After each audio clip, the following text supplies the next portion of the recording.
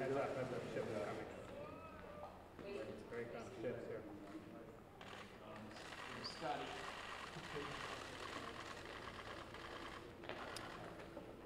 Good afternoon. In the summer of last year, the Russians were in possession of information they believed would be damaging to Secretary Clinton and helpful to the Trump campaign. Some of this information they stole from the computers at the DNC and elsewhere. In June, we now know that through intermediaries, the Russian government sought to approach the Trump campaign to see whether they would be interested in damaging information about Hillary Clinton. In late July, the president, quite out in the open, then candidate Trump, urged the Russians to hack Hillary Clinton's emails and said that they would be richly rewarded.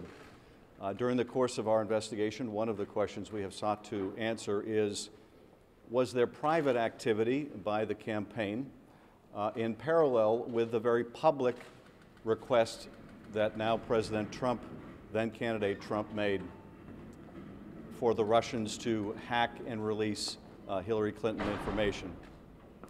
Because we now know that the response that the president's son gave to the Russians was that he would love it if they would provide damaging information about Hillary Clinton.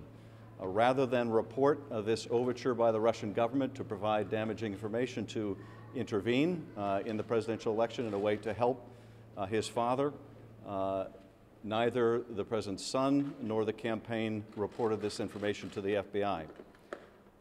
When it became obvious that the emails were being dumped, when it became obvious this was being done by the Russian government, when our own intelligence community issued a statement in October affirming that this was being done by the Russians, did the Trump campaign then disclose that in fact they had received an overture to receive damaging information? The answer, of course, is no, they didn't.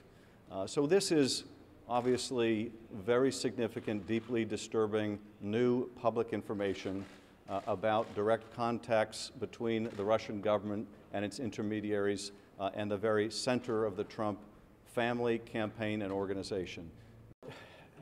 It is absolutely not only a breach of norms, but a breach of civic responsibility to the country. If you get approached by a foreign government offering to interfere in a presidential election, you go to the FBI, you report it. That's what a decent citizen would do. And I don't want to see us continue to lower the bar here and say the only question is whether this is illegal. This was unethical.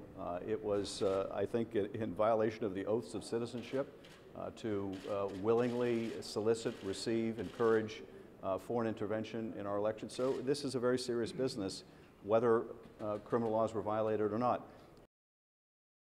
We cannot rely on any public representations that are made by the family about their contacts with the Russians.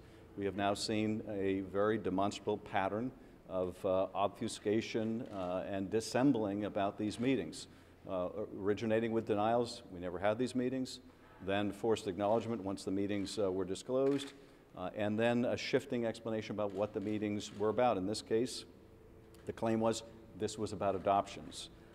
And then it was, well, we brought the campaign manager. And it's significant to me that they invited the manager of the campaign. If this was not a campaign meeting, as they originally said, what was Paul Manafort doing there?